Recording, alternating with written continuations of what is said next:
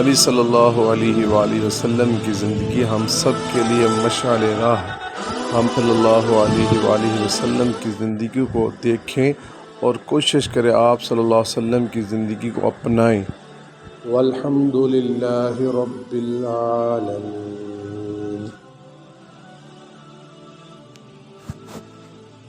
آپ حضرات کے سامنے سورۃ احزاب کی آیات اللہ تعالیٰ نے تلاوت کرنے کی توفیق عطا فرمائے، اللہ پاک پر عمل کرنے کی توفیق عطا فرمائے۔ جیسا کہ گزشتہ چند جمعوں سے ہمارا موضوع سیرت النبی کی کڑی کو آگے بڑھاتے ہوئے نبی صلی اللہ علیہ وآلہ وسلم کی مدینہ میں ہجرت کے بعد اب 7 ہجری کے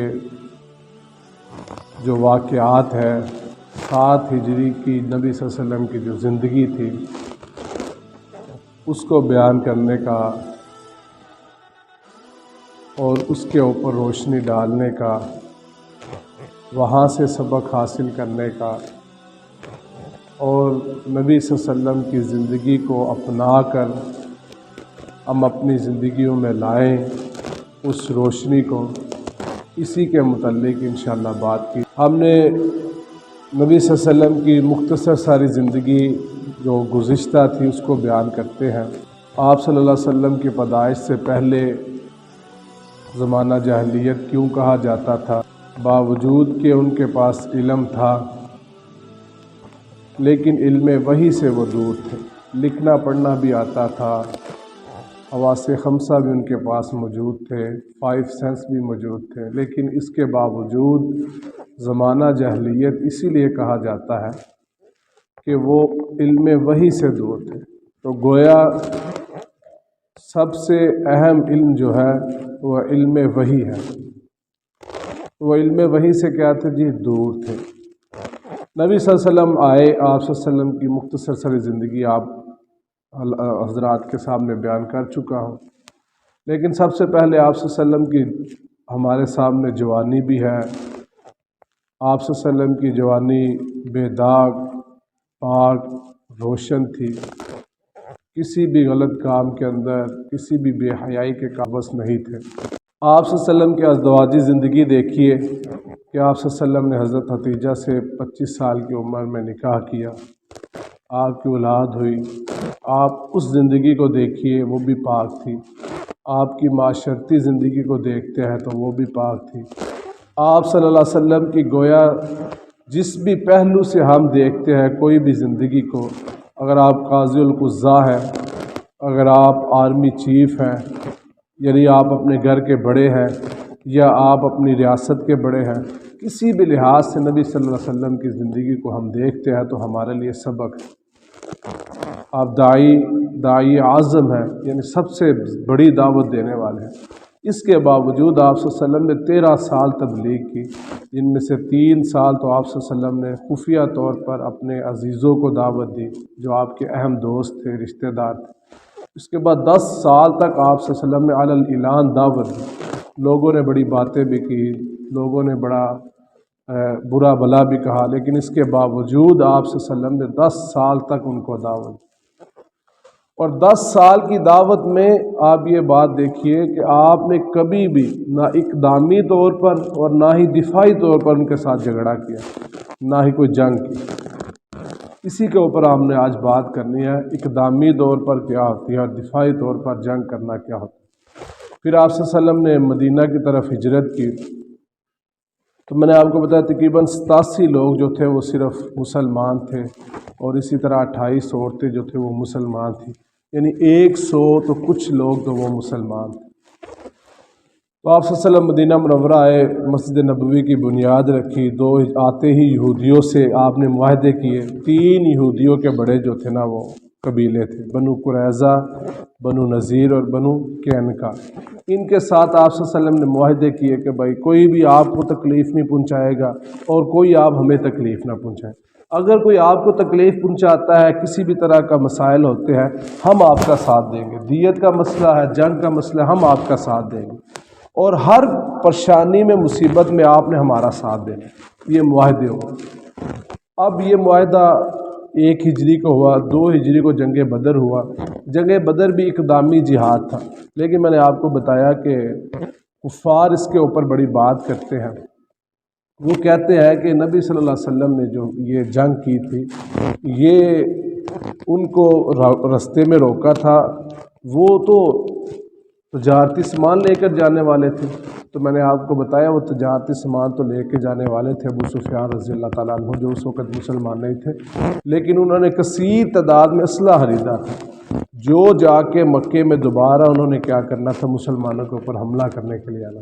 اس لیے نبی صلی اللہ علیہ وسلم نے ان کو روکا۔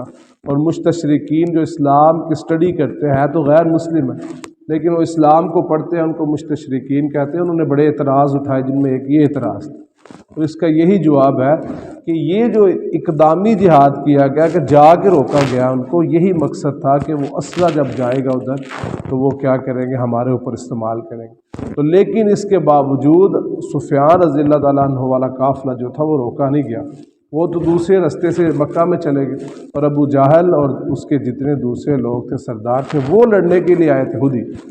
ایک اعتبار سے تو یہ دفاعی جنگ بھی ہے اور ایک اعتبار سے اقدامی جنگ بھی ہے، لیکن اگر حقیقت میں دیکھیں یہ تو ہم اپنا دفاع کر رہے ہیں۔ ہم تو 313 تھے اور وہ 1000 تھے، اللہ تعالیٰ نے فتح دے دی۔ اس کے بعد 3 ہجری میں جی دوسری جنگ ہوتی ہے۔ اس کے درمیان میں چھوٹے موٹے جھگڑے اور جنگ ہوتی رہتی ہیں، لیکن مشہور اور بڑی جو جنگیں تھیں وہ یہی تھی۔ 3 ہجری میں جنگ احد ہوتی ہے۔ اب آپ صلی اللہ علیہ وسلم صحابہ سے مشورہ کرتے ہیں، صحابہ نے کہا ہم باہر جا کے لڑیں گے۔ آپ صلی اللہ علیہ وسلم کا مشورہ یہ تھا کہ ہم یہاں ہی رہ کے لڑیں، لیکن صحابہ کا مشورہ یہ تھا، جن میں نوجوان صحابہ تھے، کہ ہم باہر جا کے لڑیں۔ کوئی یہ نہ کہے کہ پتہ نہیں اندر پریشانی کی وجہ سے ڈر گیا اس لیے اپنے گھروں میں بیٹھے ہوں۔ تو احد ایک پہاڑ کا نام تھا، اس کے قریب یہ جنگ لڑی گئی۔ یہاں پہلی جنگ جو تھی وہ بدر کنویں کے قریب تھی، ایک علاقے کا نام بھی بن گیا، اب جگہ کا نام بن گیا۔ وہاں 313 ہونے کے باوجود اللہ نے کیا دے دی، مسلمانوں کو فتح دی۔ یہاں مسلمانوں کی تعداد ہے 1000 لوگ نبی صلی اللہ علیہ وسلم لے کے نکلے ہیں، 300 لوگ واپس آ گئے۔ وہ منافقین تھے، عبداللہ بن ابی جو تھے وہ منافق تھا، اس نے رستے کے اندر سے ہی 300 لوگوں کو واپس لے گیا۔ اس نے کہا جی ہماری یہ ڈیمانڈ ہے، یہ ماننے نہیں تو ہم نے چلے جانا۔ وہ منافق تھا، وہ ساتھ تو پہلے نہیں تھے، تو اس نے 300 لوگوں کو رستے سے لے کے واپس چلایا۔ یہاں 700 لوگ تھے۔ 3 مقامات کے اوپر نبی صلی اللہ علیہ وسلم نے صحابہ کو کھڑا کیا، ایک جو کفار کے سامنے ڈٹ کے کھڑے ہوں گے، ایک میرے ساتھ، اور ایک جو تھے وہ اوپر جو پہاڑ کے اوپر کھڑے ہوں گے، ادھر سے کوئی حملہ نہ کیا جائے۔ یہ جو جنگ تھی ہم جیت چکے تھے، لیکن صرف نبی صلی اللہ علیہ وسلم کا ایک حکم ماننے کی نا وجہ سے، اور صحابہ کی بھی یہاں اجتہادی غلطی تھی کہ جب نبی صلی اللہ علیہ وسلم نے کہا جو بھی ہو آپ نے مال غنیمت نہیں لینا ہے، تو وہ مال غنیمت، اور انہوں نے کہا کہ جنگ ختم ہوئی ہے، تو خالد بن ولید رضی اللہ تعالیٰ عنہ آئے اور حملہ کیا، تو وہ شکست جو فتح تھی وہ شکست میں تبدیل ہو۔ اب اس کے بعد 5 ہجری میں یہ کام چلتے رہے۔ اندر جو تھے یہ جو یہودی تھے، یہ مسلمانوں کو تنگ کرتے تھے، کفار کو کہتے تھے آپ حملہ کریں، ہم آپ کے ساتھ حملہ کریں۔ اب 5 ہجری میں سب سے بڑی جنگ ہوتی ہے۔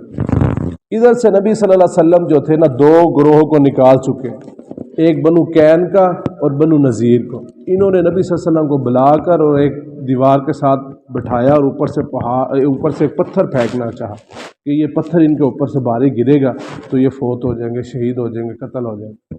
تو اللہ تعالیٰ نے نبی صلی اللہ علیہ وسلم کو بتا دیا، اور آپ صلی اللہ علیہ وسلم نے ان سے پوچھا ہاں بھائی تمہارے ساتھ کیا کیا جائے۔ پھر صحابہ نے مشورہ دیا، سب کے مشورے کے ساتھ ان کو جلا وطن کیا گیا، یعنی ان کو وطن سے باہر نکال دیا گیا۔ آج کے بعد یہ مدینے میں کوئی بھی ان کا آدمی نہیں رہ سکتا، ان کو یہ سزا ملی۔ اب 5 ہجری میں جو سب سے بڑی جنگ ہوئی نا وہ تھی غزوہ احزاب۔ یہ سورۃ احزاب اسی کے اوپر ہے، ساری سورت میں اللہ تعالیٰ نے بیان کیا۔ اس میں مسلمانوں کی تعداد تھی 3000 تقریباً، اور جو تھے کافر ان کی تعداد تھی 10,000 ابتدائی طور پر۔ 10,000 لوگ ایک جگہ پہ اکٹھے ہونا بہت زیادہ ہجوم ہوتا ہے، تو 10,000 لوگ اکٹھے تھے۔ 10,000 لوگ ابتدائی طور پر، یہ مکہ سے اور اس کے مضافات سے، یعنی اس کے قریب سے جو لوگ آئے تھے، یہ 10,000 لوگ، 10,000 کا یہ جو تھا گروہ لے کر نکلے۔ اور یہ مدینہ میں آئے۔ اب نبی صلی اللہ علیہ وسلم نے صحابہ سے مشورہ کیا کہ ہم یہاں مدینے میں رہ کے لڑیں یا باہر جائیں۔ تو اس دفعہ جو مشورہ ہوا وہ یہی تھا کہ مدینے میں رہ کے جنگ جو ہے نا وہ کی جائے۔ تو جنگ جو تھی وہ مدینے میں رہ کے کی گئی، اور آپ صلی اللہ علیہ وسلم نے کیا دی، خندق کھودی۔ خندق کا کیا تھا، وہ لمبائی چوڑائی اس کی کافی تھی، کوئی انسان اس کو پھلانگ کر دوسری جگہ پہ نہیں جا سکتا تھا، وہ گھوڑے کے ساتھ بھی کوشش کرتا تھا اندر گرتا تھا، اوپر ہی نہیں آ سکتا، پھر نیچے سے اوپر سے تیر مارتے تھے تو وہ مر جاتا تھا۔ یہ مدینہ کی شمال کی طرف نکالی گئی، باقی تمام جگہوں سے نا مدینہ محفوظ تھا۔ یہ 5 ہجری کی جنگ ہوئی۔ اللہ تعالیٰ نے انہوں نے 20 دن کا محاصرہ کیا۔ 20 دن کے بعد اللہ تعالیٰ نے ان کو فتح کیسے دی کہ ہوائیں چلی اور ان کا سامان چلا گیا، ان کے پاس جو تھی وہ کھانے پینے کا سامان بھی کم ہو گیا۔ پھر کفار کے ہی کچھ لوگ تھے تو وہ مسلمان ہوئے، اور انہوں نے ان کے ساتھ سازش کی، مسلمانوں کے ساتھ مل کے ان کے خلاف، کہ اندر والے یہودی جو ہے نا، یہودی وہ آپ کے ساتھ نہیں ہے، وہ آپ کو کیا کریں گے، جب آپ اندر جائیں گے تو آپ کو ماریں گے۔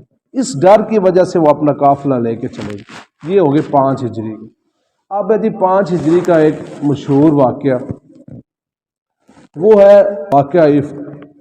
ٹھیک ہے جی، وہ یہ ہوا کہ نبی صلی اللہ علیہ وسلم ایک جنگ تھی غزوہ مستلق، یہ ایک چھوٹی سی جنگ تھی، تو اس میں نبی صلی اللہ علیہ وسلم نے شرکت فرمائی، اور آپ صلی اللہ علیہ وسلم واپس آ رہے تھے، تو حضرت عائشہ رضی اللہ عنہا نے ساتھ لیا ہوا تھا۔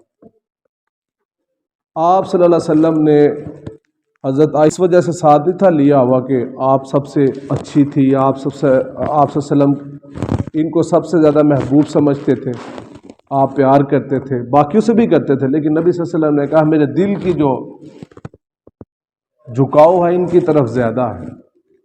تو یہ اگر کسی کی ماں کی طرف ہے یا کسی کی طرف زیادہ جھکاؤ ہے، اس میں کوئی مسئلہ نہیں ہوتا ہے۔ تو آپ صلی اللہ علیہ وسلم قرعہ اندازی کرتے تھے، تو آپ صلی اللہ علیہ وسلم نے قرعہ اندازی کی تو ایک پرچی نکل آئی، جو جس کی پرچی نکل آتی تھی اس کو سال دیا جاتا تھا۔ اس دفعہ حضرت عائشہ رضی اللہ تعالیٰ عنہ کی جو تھا وہ قرعہ اندازی میں پرچی نکلی، ان کو ساتھ لیا۔ یہ کہتی ہے میں نے اپنی کزن یا اپنی پڑوسن سے نا ایک ہار لیا ہوا تھا سونے کا، تو ایک کجاوا ہوتا ہے، یعنی یہ اونٹ کے اوپر جیسے ڈولی نما نہیں ہوتی ادھر، اس طرح کا تھا، اس کو عورتوں کے لیے رکھا جاتا تھا، اور مرد اٹھا کے اس کو رکھتے تھے تو عورت اندر بیٹھی ہوتی تھی۔ تو حضرت عائشہ رضی اللہ تعالیٰ خود اپنا واقعہ بتاتی ہیں کہ میں اس وقت جو تھی 5 ہجری میں، میرا جسم جو تھا وہ دبلا پتلا تھا، اتنی میں موٹی نہیں تھی، وزن اتنا نہیں تھا میرا، تو صحابہ بھی اتنے پاکیزہ تھے، اتنی نگاہوں کی حفاظت کرنے والے تھے کہ ہم نے ایک جگہ پہ پڑاؤ کیا، تو انہوں نے وہ جو ڈولی نما تھی کجاوا اس کو نیچے رکھا، تو میں اتر کے، تو مجھے قضائے حاجت تھی، میں نے جانا تھا، کیونکہ اس وقت واش روم وغیرہ تو نہیں ہوتے تھے، لوگ جنگلوں میں جاتے تھے قضائے حاجت کے لیے، تو میں گئی، تو میں واپس آئی تو میرے جو گلے میں ہار تھا وہ گر گیا تھا۔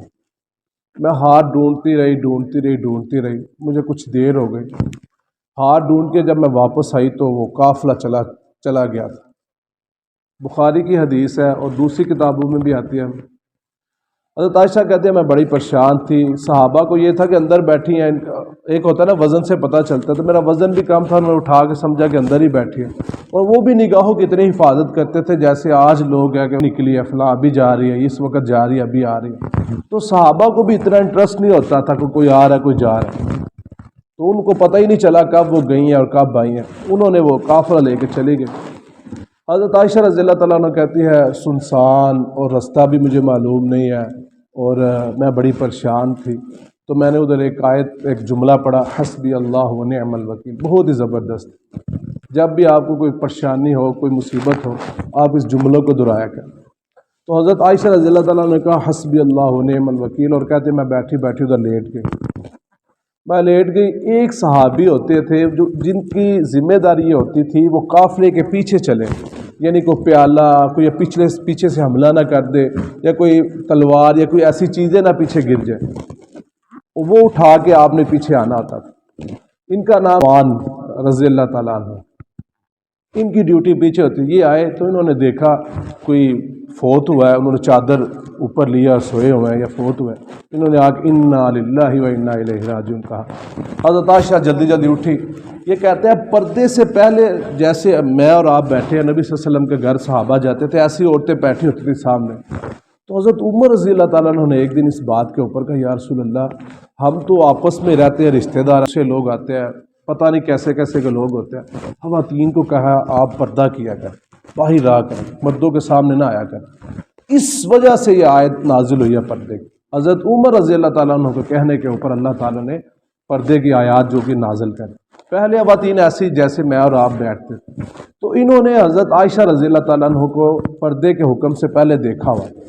صرف اتنی بات کہی اس وقت اس جگہ پہ، اماں آپ بیٹھی. یہ نہیں پوچھا کی ہو گیا، کیا مسئلہ تھا، آپ کیسے پیچھے رہ گئی، کوئی بات نہیں کی. حدیث میں آتا ہے رضا شہود بیان کرتے ہیں صرف انہوں نے یہی بات کہی اماں آپ بیٹھ جائیے.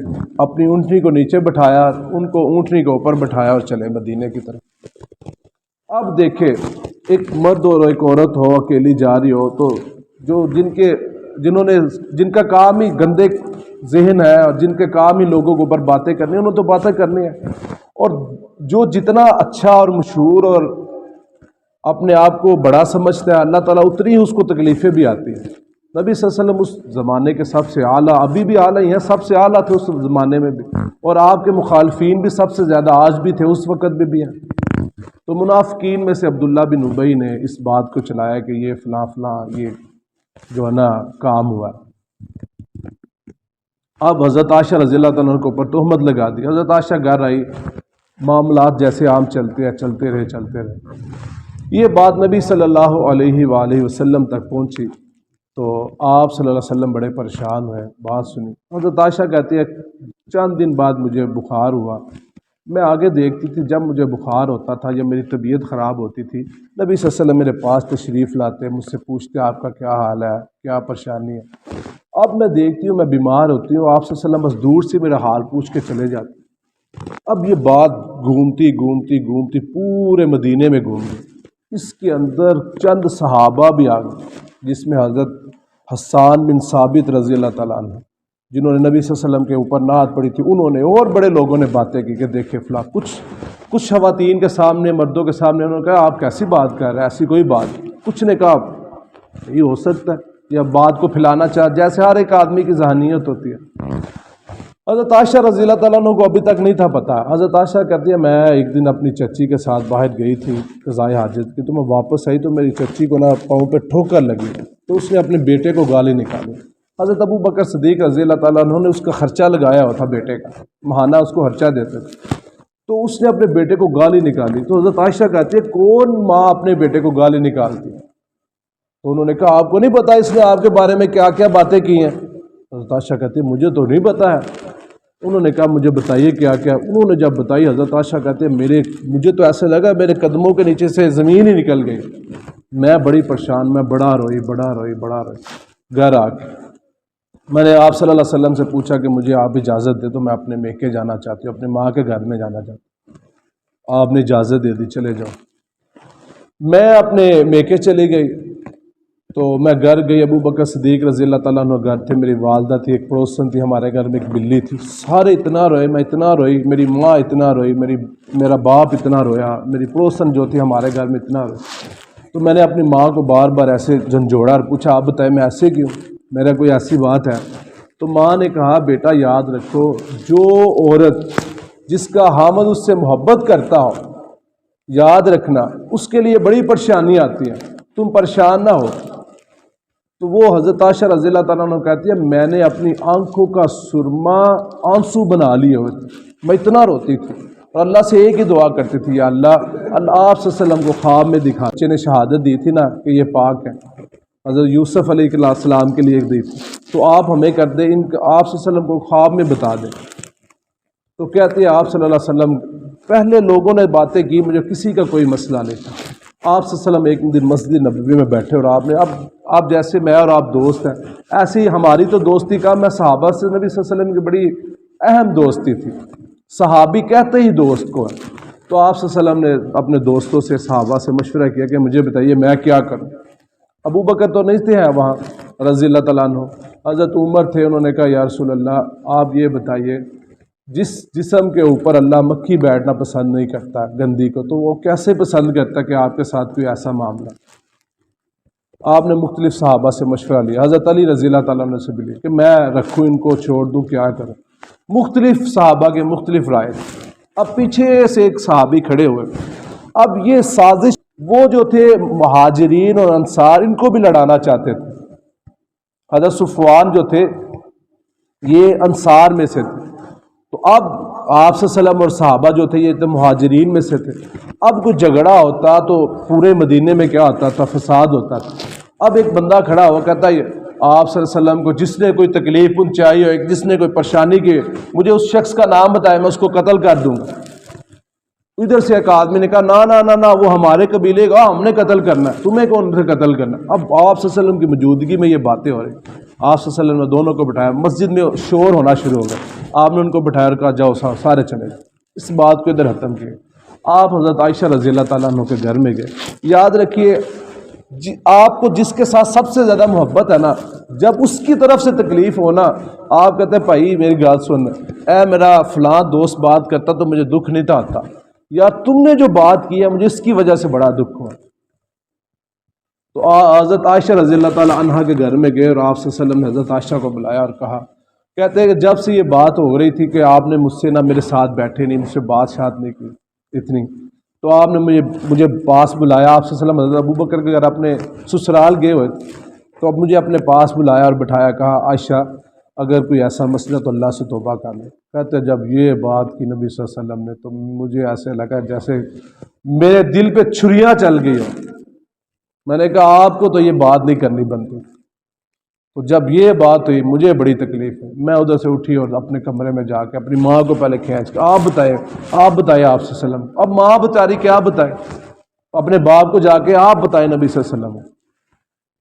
تو حضرت عائشہ کہتے ہیں میں اپنے کمرے میں چلی گئی اور جا کے بڑا روئی اللہ تعالیٰ سے دعائیں کی۔ وہیں اللہ تعالیٰ نے نبی صلی اللہ علیہ وسلم کو اوپر 40 دن کے بعد وحی بھیجی۔ آپ صلی اللہ علیہ وسلم کو اللہ تعالیٰ نے کہا ھذا بہتان عظیم، یہ بڑا بہتان ہے، یہ بڑا جھوٹ ہے۔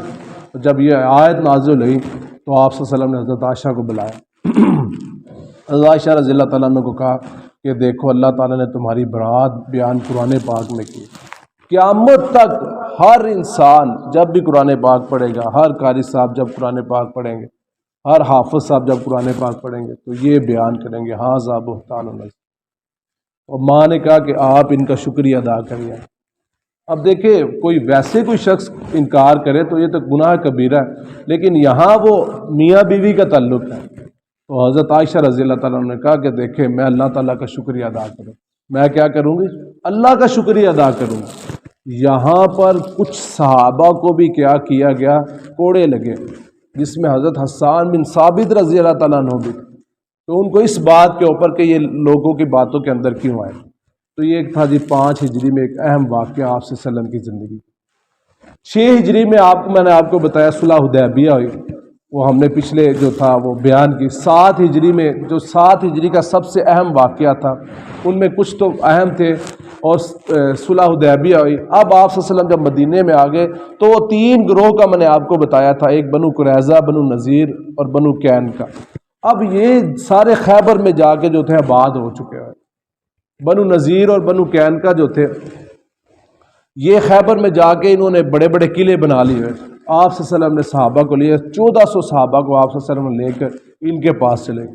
مختلف ان کے یعنی سمجھ لے قلعہ نما ان کے گھر تھے جہاں یہ لوگ رہتے تھے، اور یہ مالی طور پر بڑے مضبوط تھے۔ آپ صلی اللہ علیہ وسلم نے ان سب کو کیا کیا؟ تھوڑا تھوڑا کر کے ان کو فتح کیا سب کو۔